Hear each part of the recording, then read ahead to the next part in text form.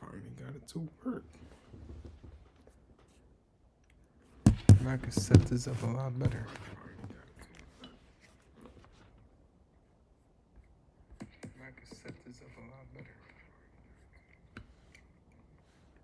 I gotta try to release this video.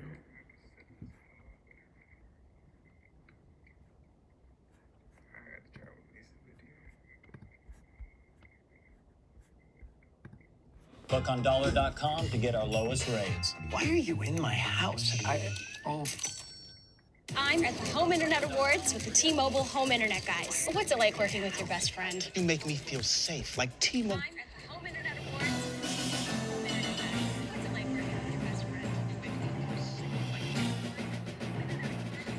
Champions are seen by many as the most powerful trainer of each region, and arguably the most satisfying trainer in the game that you defeat, as defeating the champion means that you become the new champion, and the most powerful trainer in the region that you're in.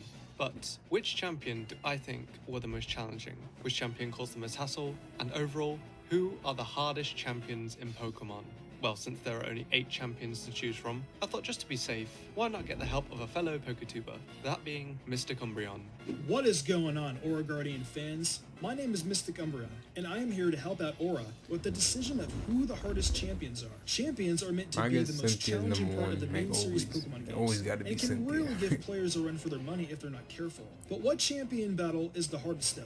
Today, we will be discussing just that in our top 5 hardest champion battles. These battles, however, are 100% black and white. You know how you get to end. I got to end. You beat end. You beat the story, and I never redid the champion battle to actually fight all. You guys can definitely still tell us what champions you feel are the hardest by sharing with us in the comment section below. With all that being said, though, I think it's finally time we started this list. And with all that out of the way, let's take a look at 5 of the hardest NPCs that you'll most likely come across in any Pokemon game. Our picks for the top 5 hardest Pokemon champions.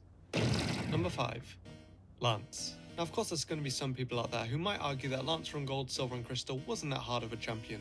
His Pokemon are low leveled compared to other champions, and all of his Pokemon share the same flying type, but not Dragon for some reason. Especially, why didn't he have a Kingdra? However, keep in mind, there are only 8 champions to choose from, and when deciding on which champion should be at the bottom of the list, Lance barely just made the cut. Now I personally never had too much trouble with Lance, but I do see why some people would.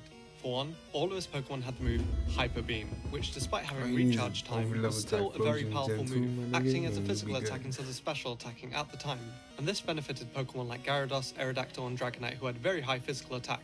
Speaking of Dragonite, Lance had 3 of them, all with different movesets to cover different things, including 2 of them being able to paralyze your Pokemon with Thunder Wave.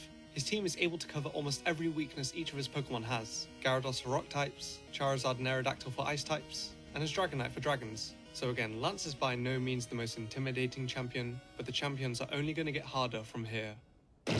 As a kid, playing Ruby and Sapphire, I mowed down the Elite Four with my team. But when it came to this certain man's team and his powerful steel Pokemon, I was pretty outmatched. All of Steven's Pokemon are literally giant walls of steel, even though some of his Pokemon aren't actually steel types. The defenses and special defenses of Steven's team are actually pretty high up there, but I mean, it is still possible to get past most of them with a proper super effective attack. Although for me, it was easier said than done. I say this because most of Steven's Pokemon had resistances for my super effective attacks. His Claydol also has the moves Light Screen and Reflect.